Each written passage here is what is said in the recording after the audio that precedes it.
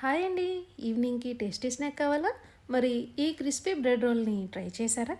ఒక్క బైట్ తీసుకుంటే మళ్ళీ స్టాప్ చేయాలని అనిపించదు. బయటేమో క్రిస్పీగా, లోపలేమో సాఫ్ట్ అండ్ ఫ్లేవర్ఫుల్ ఈవినింగ్ టీతో పర్ఫెక్ట్ కాంబినేషన్ మరి.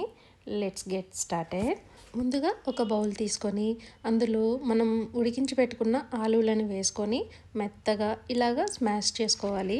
ఇప్పుడు ఇందులో సన్నగా తరిగి పెట్టుకున్నటువంటి ఉల్లిపాయ ముక్కలని, అలాగే క్యాప్సికమ్ ముక్కలని, కొద్దిగా కొత్తిమీర, అలాగే కొద్దిగా అల్లం తురిమిని వేసుకోవాలి.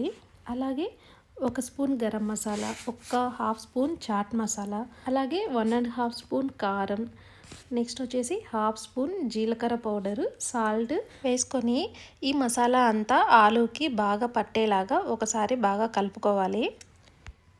ఒక ప్లేట్లోకి వాటర్ తీసుకొని బ్రెడ్ స్లైస్ని ఇలాగా 2 సైడ్స్ డిప్ చేసుకోవాలి. ఇప్పుడు ఇందులో ఉన్న వాటర్ మొత్తాన్ని ఇక్కడ నేను చూపిస్తున్నాను కదా, అలాగా మొత్తం తీసేసేయాలి. మనం ముందుగా ప్రిపేర్ చేసి పెట్టుకున్నటువంటి మసాలా ఉంటుంది కదా, దీన్ని రౌండ్గా ఒక బాల్ లాగా చేసుకోవాలి. అంటే ఇక్కడ షేప్స్ వచ్చేసి మన ఇష్టం అనమాట. అంటే ట్రయాంగిల్ షేప్ చేసుకోవచ్చు, రౌండ్గా చేసుకోవచ్చు, మీకు నచ్చిన షేప్లో మీరు చేసుకోవచ్చు. ఇలాగా బ్రెడ్ లోపల పెట్టేసి మొత్తం కవర్ చేసేయాలి.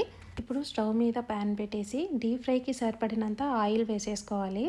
ఆయిల్ వేసుకున్న తర్వాత ఆయిల్ బాగా హీట్ అయిన తర్వాత లో ఫ్లేమ్లో పెట్టేసి ఇలాగ గోల్డెన్ బ్రౌన్ వచ్చేంత వరకు బాగా వేపాలి. అంతే, మన crispy and tasty bread rolls ready. Evening టీతో కానీ కిడ్స్కి స్నాక్ టైంలో కానీ పర్ఫెక్ట్గా ఉంటాయి. మీరు ట్రై చేసి కామెంట్స్లో ఎలా అనిపించిందో నాకు చెప్పండి. వీడియోస్ నచ్చితే లైక్ చేసి షేర్ చేసి సబ్స్క్రైబ్ చేసుకోవడం మాత్రం మర్చిపోకండి. నెక్స్ట్ రెసిపీతో మళ్ళీ కలుద్దాం. Thank you.